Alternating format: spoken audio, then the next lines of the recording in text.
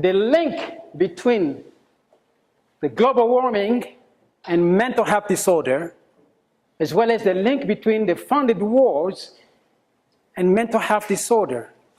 Those are the two main areas I want to talk about today, and the outcomes from these two main areas, the root causes here. So there's, again, poverty, then famine, population, poor health, mental health and stigma. Then you have the killings, unnecessary killings going on. Even as we are speaking now, there are kids there dying due to the effect of these wars. And today we also try to find out who are behind those wars. You will be able to figure out yourself right toward the end. Sexual assault and rape going on there, and the rape taking place, especially when it comes to the age of the children being raped by the military troops of the UN, which means those troops are coming from the US, they come from Canada, they come from Pakistan, they come from India, they come from some African countries that the UN uses. They will go there. They are young people who are used to being with girls, the boys I'm talking about, and if they don't have girlfriends, you send them there for 3 years without girlfriends. Guess what they will do when they have a big gun around them in some jungle area? You figure it out. Increased illiteracy due to deplorable infrastructure and unemployment. We talk about some statistics and facts. Sub-Saharan population explosion, life expectancy, the use of children as military troops. And these are facts here now we talk about. The wealth of the continent. Their natural resources incredible in that part of the world. You can just see here. And then the causes of political conflicts. Those conflicts have been there. They don't stop. The adults have been talking about these things. The US and Switzerland and all those so-called big developed countries, the leaders that sit and say, okay, we want to solve these problems. But there seems not to be an answer. All we see is feed the children, feed the hungry, all those things we see in Africa. But the key word is this: destabilize Africa to make way to grab for free. Then group activity. All right. This is where I really want to spend time for today. It'll be in this area, those two links. Then we will be talking about the outcomes. That's basically, they work together. The first parts, the links, and the outcomes of those two links. So if to go back here, I'm going to need a volunteer to read something, because I talk about the link between global warming and mental health, and the link between funded wars and mental health embrace or mental health disorder. I'm talking about embrace for this reason here. That's why when I looked at her or him, because this young boy here, when the rebels were slashing people's ears and necks, mom wanted to protect the child. So she had her arm over the head when she saw a machete coming, and her arm was chopped just to protect, but still a part of the head was hit. Most people don't really see the link between global warming and mental health. As you can see, I wanted something that has been published, something that is research-based or evidence-based about the impact of the global warming and mental health. Just speaking about it, most people have a tendency to doubt.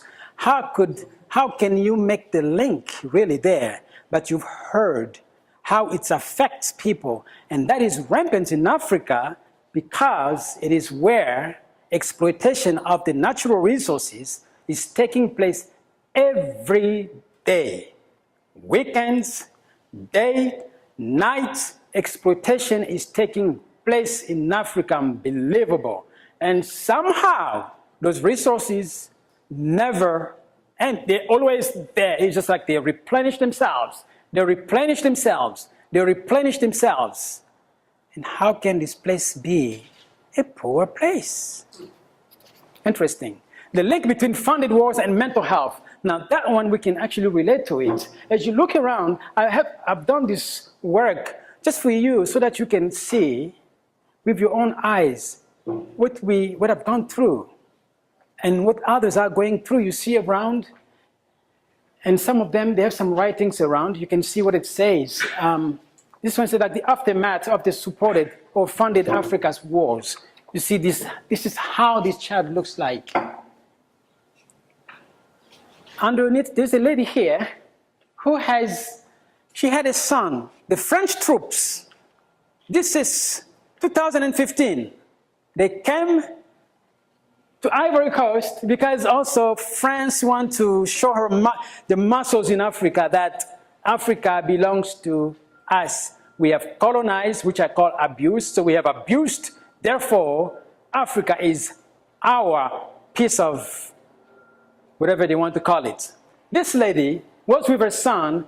The son, all of a sudden, the troops came, supposedly looking for militants. They started shooting, was at the beach. A son was shot dead in front of her. So then they were asking them to leave. So she's walking away and looking behind, hardly walking away. But the dead son who was with there, who was not sick, they were having fun at the beach, now is dead. And how often this is taking place in Africa? How often Africa does not produce any weapons? We don't make the weapons, those big automatic rifles and so forth. We don't. Someone must be sending it there, I think. So if they stop, then the killings will stop. Easy. We don't have to get people with PhDs in this, in that, PhD in some this, or master's degree in this. No, stop shipping weapons. It will stop in Africa. I think I'm right. When I look at this picture here, of course there are words in here, good and tough words. When I look at this, I'm looking here, I can see maybe loneliness. I can see misery. So if those words are here, you can pick them. Each group may come up with either 2 or more words. It's up to you. You have papers there. You can write them on the piece of paper I gave you, the colorful papers. It could be, let's say, complex. It could be something like depression, for example. For this activity purpose, make yourself in the shoes of these people here, like you are a victim also of these sufferings. Because I'm suffering from mental health, when I look at something like this, you lift it up, and then something like this, what comes to mind? I can see toughness, I can see roughness, or I can see bond. So just come up with something. The words, as a suffering person, is a victim. As simple as that. Just write those words on the paper. You can do it as a group or individually. Just come up with either 2 words as a group or more words. And they don't necessarily have to be these words. You can come up with your own words as well. In the end, each group will come up here and write down your words and explain the reasons behind that. For example, I can say, here I see loneliness and I can see abandonment. But why I chose abandonment? Because she looks like she's alone now. She looks like there's no one else to care for her. So that's the reason behind that. Clear so far? Yeah. So please, let's go. Write the words. Yes. That way we can save the time. Yeah.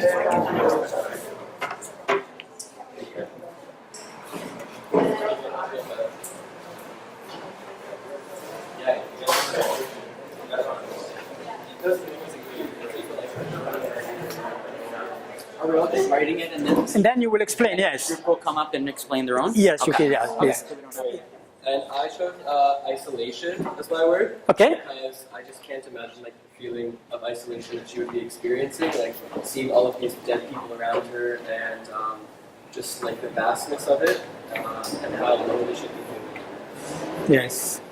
I chose scared because like that whole experience would just be completely terrifying. I wouldn't know what to do. Yes. It was so scary. Yes. Yes.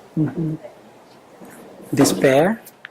So the word which I chose is despair because I could see that level of despair in that girl when she was in the valley of death, right? Yes. Because her parents were dead like Yes. that. So it's like, I chose trauma because I can just imagine like how she must be feeling after experiencing something like that, seeing all of her family and friends, lying there dead. That must have been so traumatic for her, and she can take away that for the rest of her life, that trauma. Yes. Wonderful. Yeah.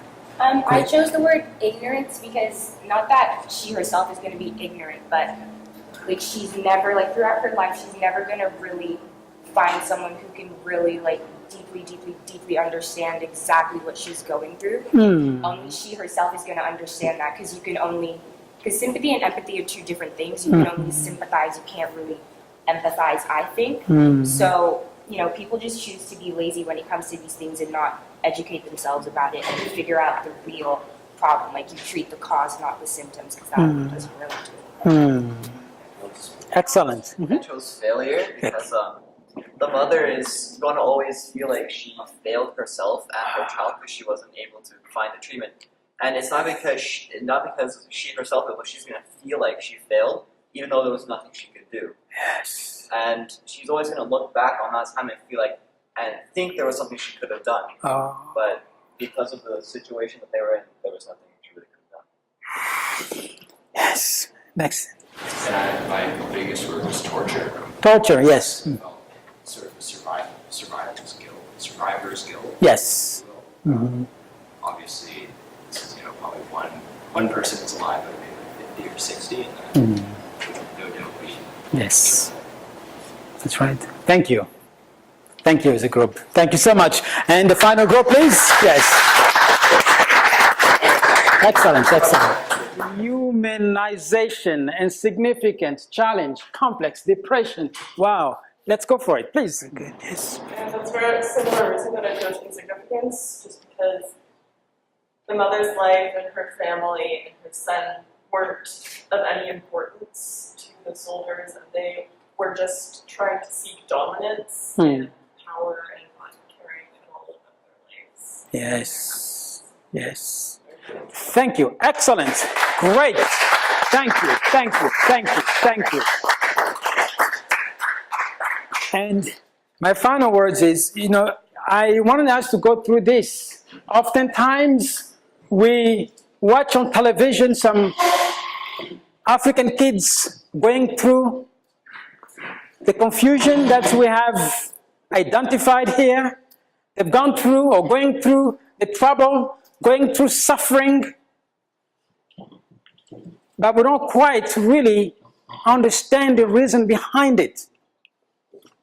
All we are told is they are poor, they need our help, they cannot help themselves, they're always fighting each other, they're always killing each other. But the purpose of your participation into this activity is for you to feel the pain that they go through, to feel the pain that I once went through until I left the soil of Africa and I came here. That pain that you have felt today, the pain that you have described here, again. What is this? What is this? What is this? Risk it. Sometimes it takes taking a risk. That's why we are called to come this weekend so we can identify these areas, we can better connect, to cut down this poverty that is unnecessary, we should not be facing today. That's why EWB, U of T, chapter wants us today to be here to talk about these issues, to take the risk, because you are the future, or if not the present, leaders of the world. Remember, I'm not saying of Canada, of the world. What you do here can impact many outside Canada. But we must be wise, we must be prudent, We must be great policymakers in the future. Again, I thank you for coming today, for making this a success. Once again.